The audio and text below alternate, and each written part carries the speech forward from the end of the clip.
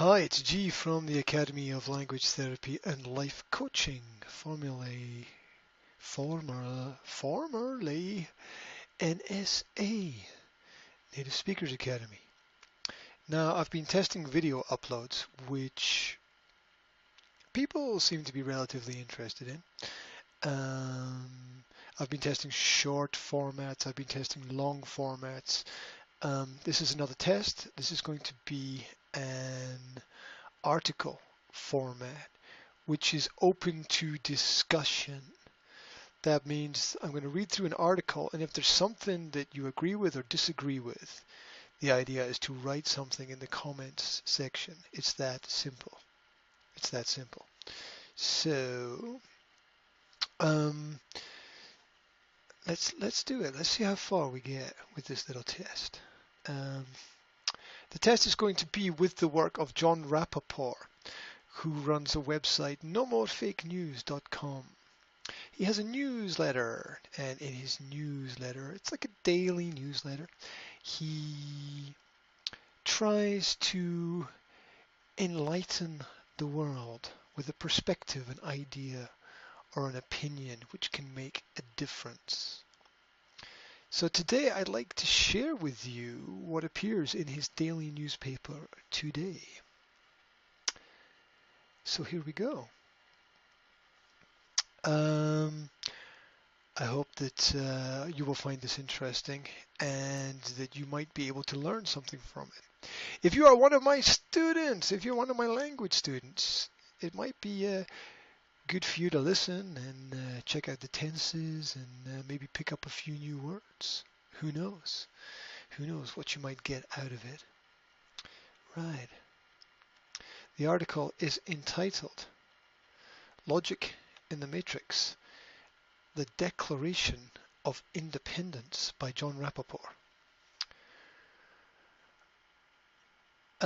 Is the audio okay? Just before I leap into this, you give me a thumbs up, give me a smile, let me know if the audio is going out okay on the other side.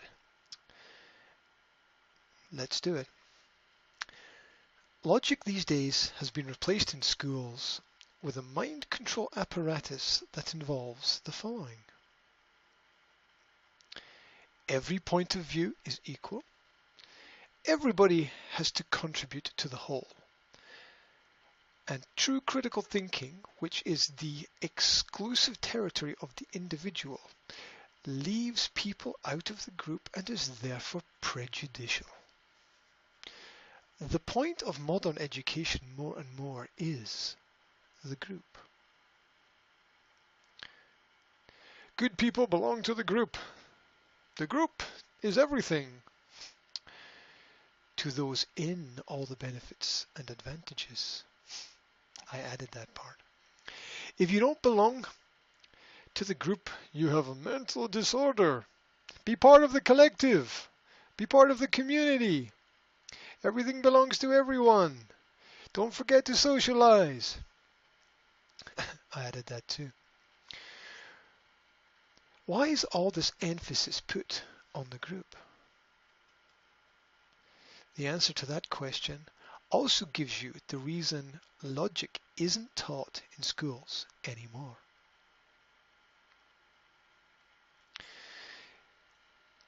If you're online, feel free to make a comment.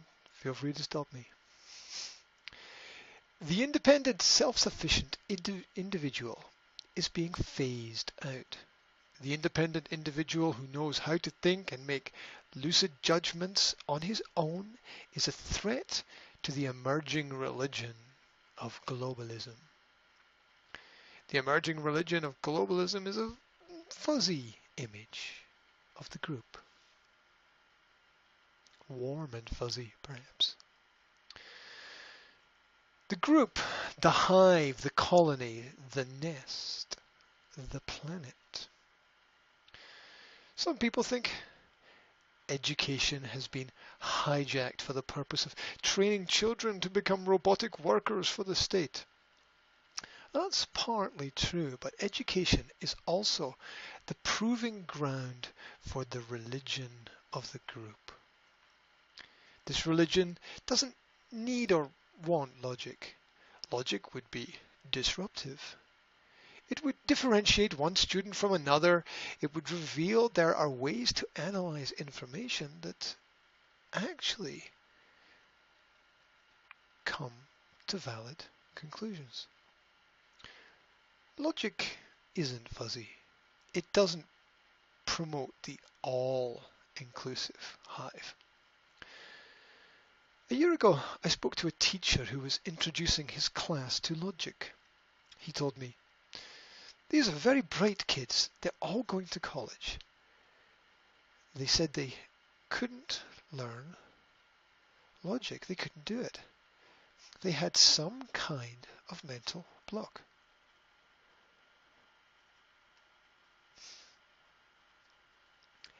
As we talked further, it became obvious that the mental block was an idea of the group. These kids had already been indoctrinated into cooperative thought. They instinctively realized that if they studied logic, the group would break apart. Each student would have to stand on his own, and that prospect was frightening. In the religion of the group, one of the key concepts is the sustainability of the planet. A catchphrase which is the leading edge of a vast movement to decide how the individual, as a unit, as an energy-consuming unit, will be regulated in the overall scheme of things. See the sanctuary cities and the UN 2030 plans.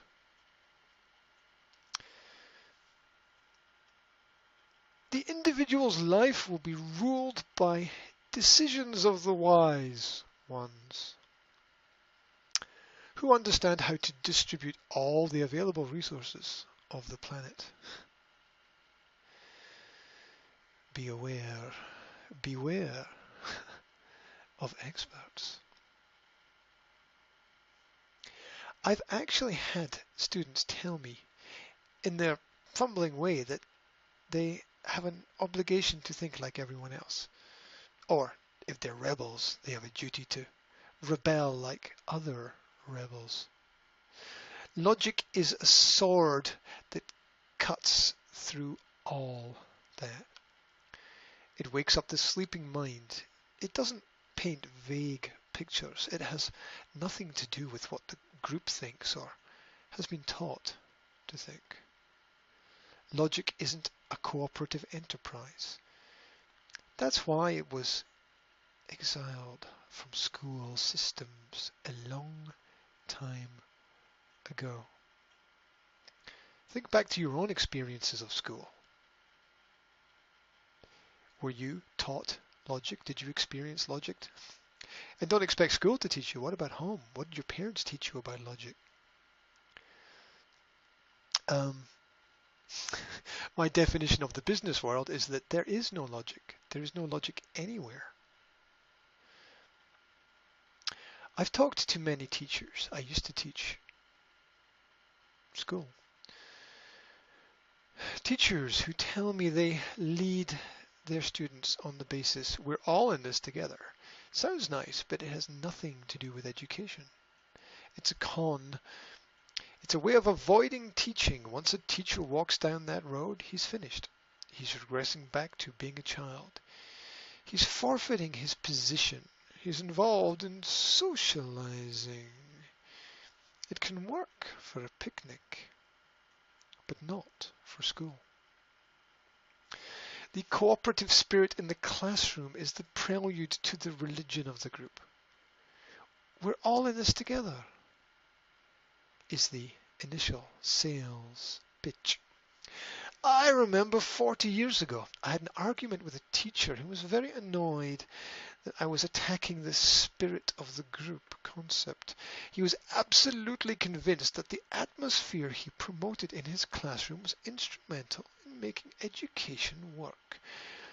He was deeply offended that I was questioning it.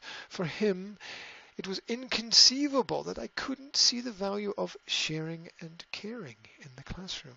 Hadn't I ever played sports? Didn't I know what a team was? Hadn't I ever experienced the joy of friendship in a group? I told him many of his kids were scoring quite badly in exams. Apparently, this was beside the point. He was heroic. He was a good guy. He was a cheerleader for friendship and tolerance. He was concerned about feelings and self-esteem. He was doing his best to make good human beings out of kids. I knew all his moves. I had seen them before. They didn't make a dent because in my college days, the most compassionate professor I'd had taught me logic. He was also the most exacting professor. He put his students through the mill. And it was exciting. And when, years later, I started working as a reporter, I was already ahead of the game. A person either wants to think for himself and knows how to, or he prefers the hazy, hive-like existence of belonging to something that is less than he is. How's it going out there? Are you still with me? It's quite powerful stuff that John Rappaport writes, and he, as we say, pulls no punches. He definitely has a very fixed opinion about what is right and what is wrong. A side note here, just because I'm reading this does not mean that I agree with everything that is written here. It's just interesting. Nothing more, nothing less. And remember, the educated mind holds opposing ideas, understanding both of those positions. So, let's continue. It's that simple. Logic gives you the option of making the first choice and avoiding the second. And the choice is a reference to the last quote, either to think for yourself or belong to the group. Logic gives you the opportunity to think for yourself. I finished my formal education just before the really big group wave hit. The educrats and the elite planners were putting the finishing touches on their blueprint for participatory education. You notice how education is full of general terms and no one can actually explain what any of them really mean. They sound nice, though. Under that system, the students would be encouraged to believe their random ideas and feelings were just as important as their teachers. By extension, the students were really in class to make their feelings known and help lead the way to a more just world. Learning could be done through osmosis, the result of the students and teachers rubbing off on each other. It's a process. Slice that bologna any way you want to. It's still bologna. And when the meal is over, the students have no knowledge of logic, which is the foundation for rational thought. They're cut loose on a river with no paddle.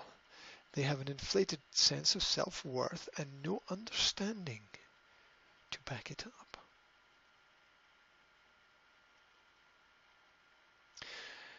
Out in the world, after school is behind them, what do you think these graduates are going to be attracted to? Anything and anyone who sounds like he's talking about the group, who praises and elevates the group, who promotes the collective, who emphasizes how we're all in this together for a better world. Only it isn't a better world. It isn't, because these half-educated young adults never became truly independent individuals. And because better world is the flag behind which sits the actual scenario, self-appointed elite priests directing the distribution of all resources from central planning. Eventually, these ex-students complained, "We didn't think we were signing up for this." Perhaps too little too late. Small correction, you didn't really think at all, because you never learned how to think. Since logic is no longer taught as a required subject in schools. Interesting, isn't it? Logic is not taught.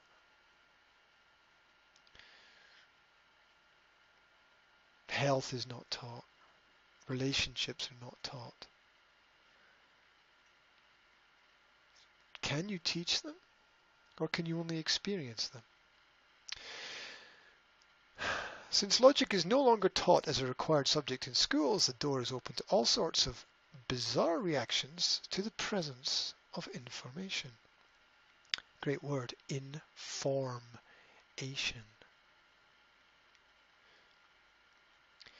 Here are 3 favorites.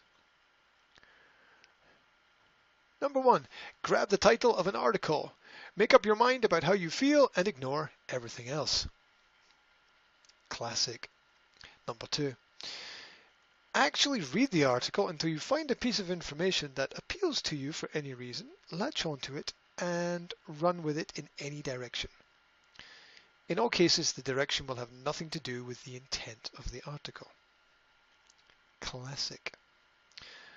3, from the moment you begin to read the headline of the article, be in a state of free association. Take any word or sentence and connect it to an arbitrary thought or feeling, associate that thought with yet another arbitrary thought, and keep going until you become tired or bored. You might be surprised how many people use these 3 methods of analysis. The very idea that the author of the article is making a central point doesn't register, and certainly the notion that the author is providing evidence for the central point is alien. A college liberal education, these days it could be imparted in a matter of weeks, simply by hammering a small set of values into students' skulls, along with the requisite guilt and fear at the prospect of wandering off the reservation. We're still talking about force, aren't we, here? It's not good. Force means that you've failed. See, I can't help but make comments. If you have to force an education on someone, that means your explanation has failed, which means you have failed.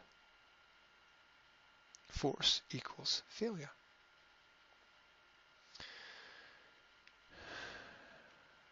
Logic as a subject is viewed with grave suspicion, as if it might involuntarily take a person down the wrong track and dump him in a politically incorrect ditch, a fate to be avoided at all costs. Therefore, the practice of rational debate is out, too risky. Besides, the preferred method of dealing with opponents is screaming at them, leftists, sorry, shoving them off stage, leftists, and whining about being triggered, leftists. Excuse me, small problem. If you think obtaining what's called a liberal college education is vastly overrated and absurdly expensive, you're right. Learning logic instead would be a good start down a different road. perhaps even a risky road, the road less traveled. And an analysis of the principle of greatest good for the greatest number would be very, very useful, since it underpins so much of values-centered education these days. What does greatest good mean specifically? How would it be achieved? Who would implement it? And how would the implementation affect individual freedom? You're not supposed to say individual freedom. You're not supposed to say that. Wrestling with these questions would open up whole new territories of insight. As I've mentioned in past articles, when I taught a few basics of logic to middle school students, the clutter in their minds receded. They found the ability to follow a line of thought. For the first time, they recognized there was such a thing as a connected flow of reasoning from A to B to C to D. The lights went on. The world may be sinking into deeper levels of know-nothing, non-rationality. Turn on the TV anywhere. But that's not a good excuse for trailing along down into the swamp. It should be a wake-up call to go the other way. No matter what anyone says, it's not a crime to be smarter than other people.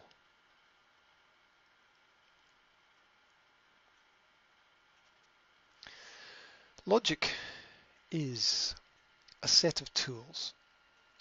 The more a student uses and sharpens them, the more alert, acute, and independent he becomes, the less he relies on any group. And eventually, he doesn't mind not relying on the group. He enjoys his independence. He feels comfortable and confident in it, as he or she, in our modern politically correct world, should. Maybe to be totally politically correct, we should say it as well.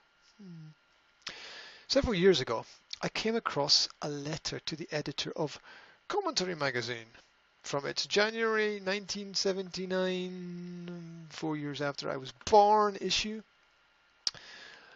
The author was a Jefferson scholar, Wilbur Samuel Howell.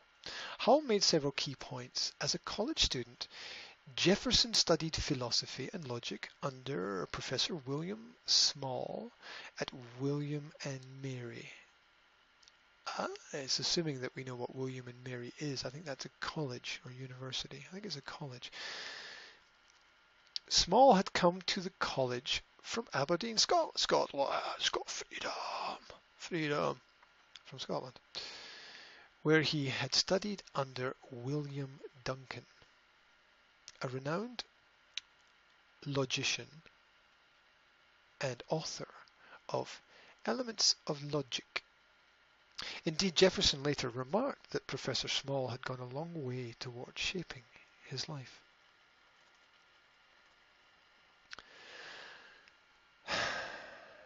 Therefore, it's no surprise that the Declaration of Independence would adhere to a logical structure. Indeed, the Declaration is a kind of argument from first premises through to conclusion. I went back and read the Declaration, and I'll open up its logical structure. It begins with this.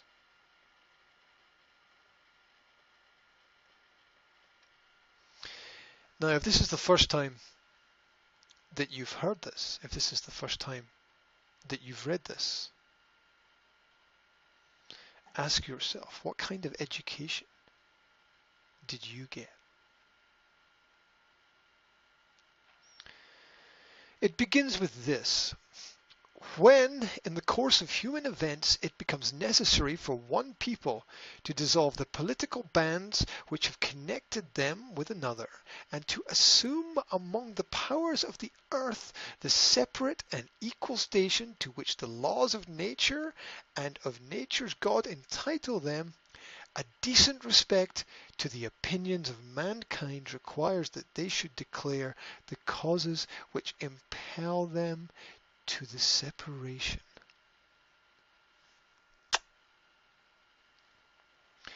Jefferson in his prologue indicates that the people should state their reasons for separating from a ruling power. Before he goes on to do that, he enunciates his first premises.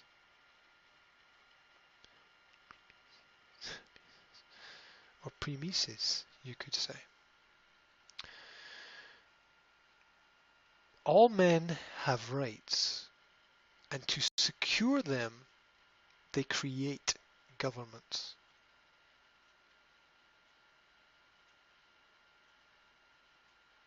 That's so incredibly powerful. I'm going to read that again.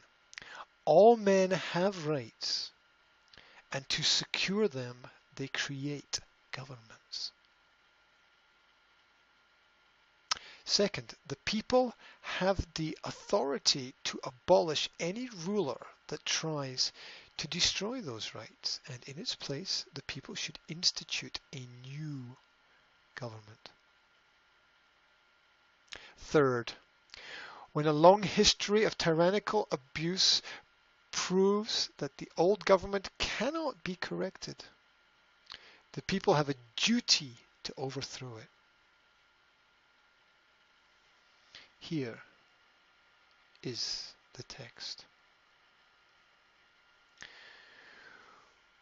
We hold these truths to be self-evident, that all men are created equal, that they are endowed by their Creator with certain unalienable rights, that among these are life, liberty, and the pursuit of happiness. That to secure these rights, governments are instituted among men, deriving their just powers from the consent of the governed.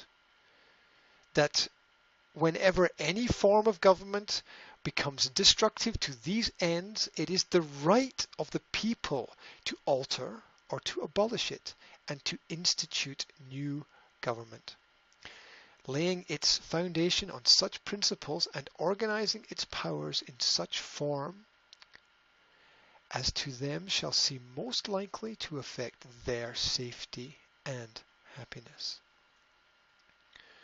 Prudence indeed will dictate that governments long established should not be changed for light and transient causes. And accordingly all experience hath shown that mankind are more disposed to suffer, while evils are sufferable, than to right themselves by abolishing the forms to which they are accustomed.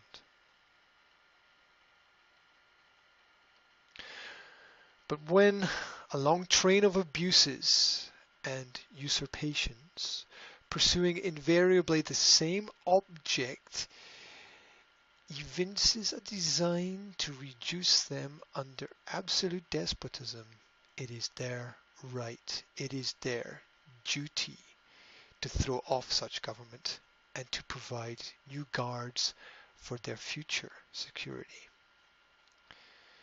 Such has been the patient sufferance of these colonies, and such is now the necessity which constrains them to alter their former systems of government. The history of the present King of Great Britain is a history of repeated injuries and usurpations, all having in direct object the establishment of an absolute tyranny over these states. To prove this, let facts be submitted to a candid world. Again, if that's the first time you've read this or heard this, ask yourself the question, what kind of education did I get? If you had history, and this is the first time that you've heard this or read this, what kind of history did you have? If you studied politology, and you don't know this by heart, what kind of teachers, what kind of courses did you really have? What remains is for Jefferson to list the abuses of the British Crown, to prove, in other words, that the king has in fact brought on such a stream of tyrannical actions. Well, here are the abuses. He has refused to assent to laws the most wholesome and necessary for the public good. He has forbidden his governors to pass laws of immediate and pressing importance, unless suspended in their operation till his assent should be obtained, and when so suspended he has utterly neglected to attend to them.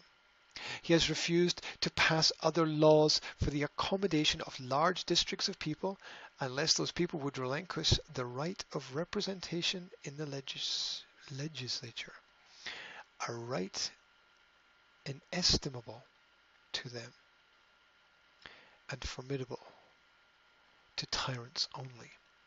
He has called together legislative bodies at places unusual, uncomfortable, and distant from the depository of their public records, for the sole purpose of fatiguing them into compliance with his measures.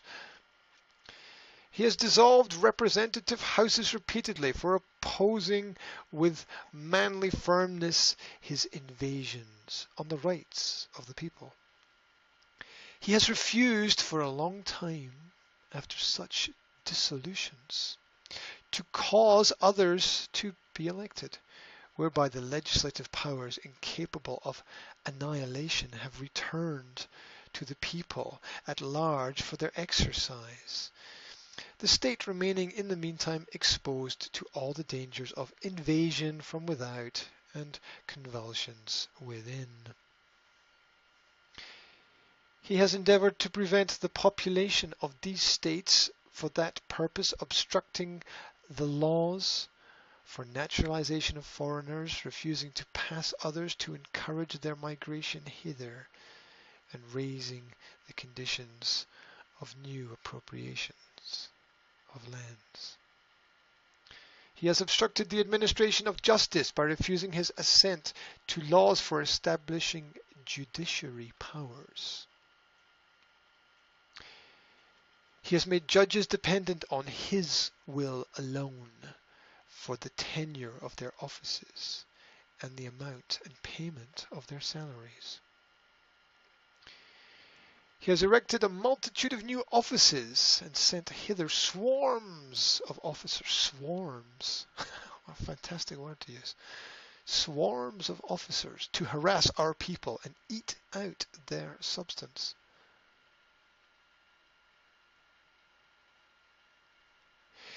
He has kept among us in times of peace standing armies without the consent of our legislature. He has affected to render the military independent of and superior to civil power.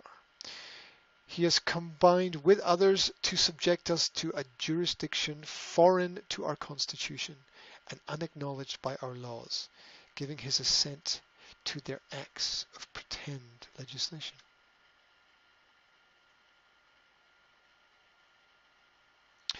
For quartering large bodies of armed troops among us, for protecting them by mock trial from punishment for any murders which they should commit on the inhabitants of these states, for cutting off our trade with all parts of the world, for imposing taxes on us without our consent, for depriving us in many cases of the benefits of trial by jury,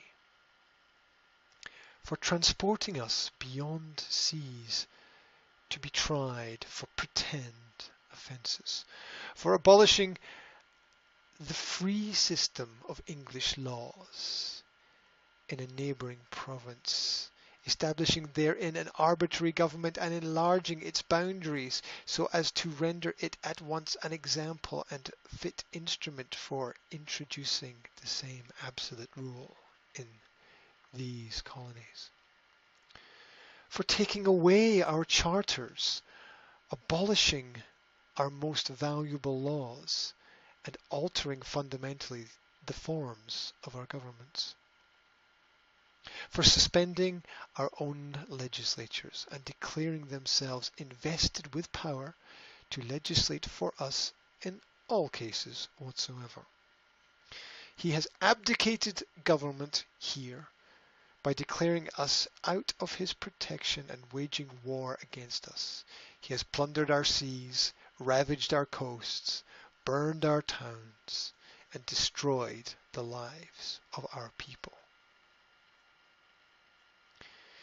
He is, at this time, transporting large armies of foreign mercenaries to complete the works of death, desolation, and tyranny, already begun with circumstances of cruelty and perfidy scarcely paralleled in the most barbarous ages, and totally unworthy the head of a civilized nation.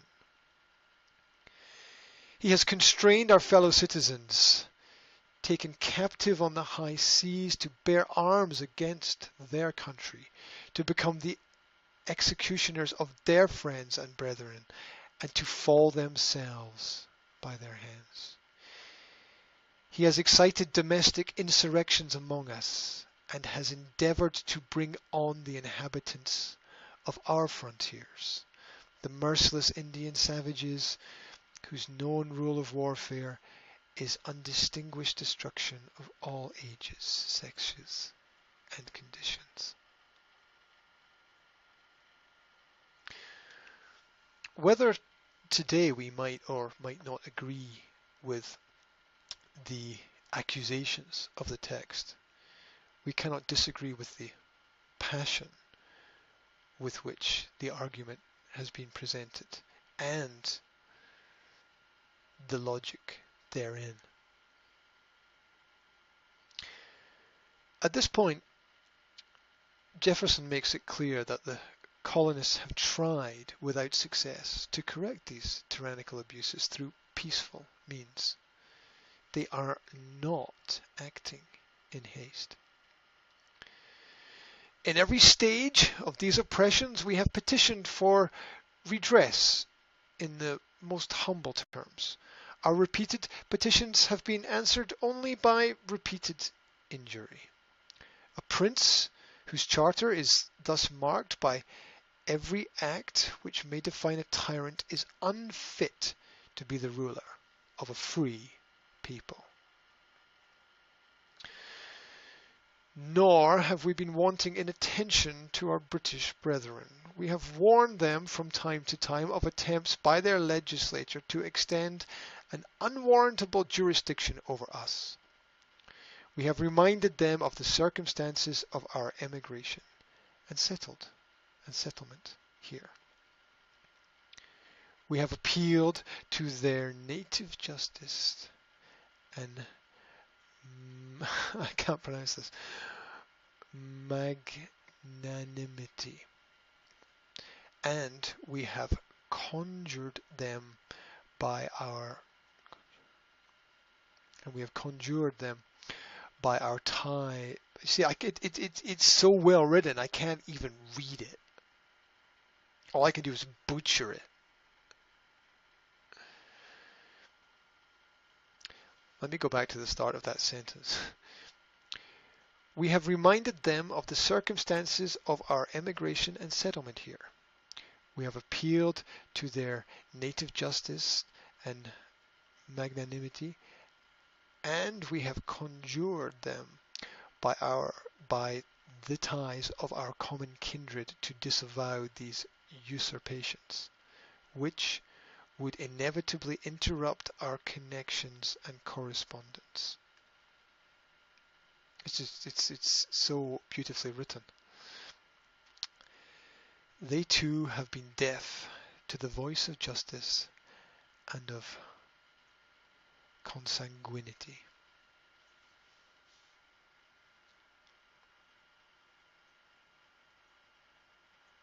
Jefferson then announces his conclusion.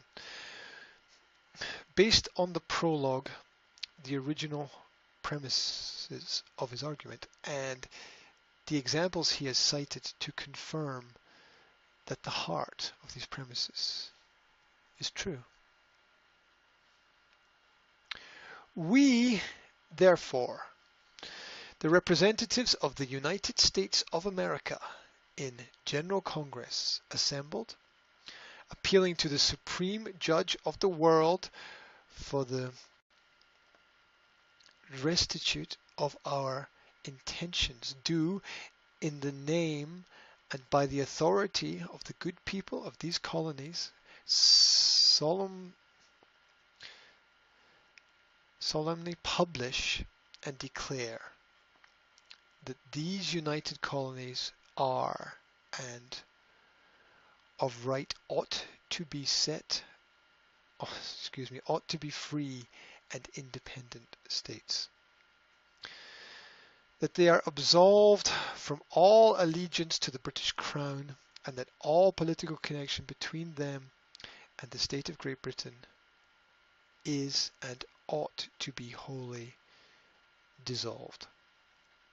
And that, as free and independent states, they have full power to levy war, conclude peace, contract alliances, establish commerce, and to do all other acts and things which independent states may of right do.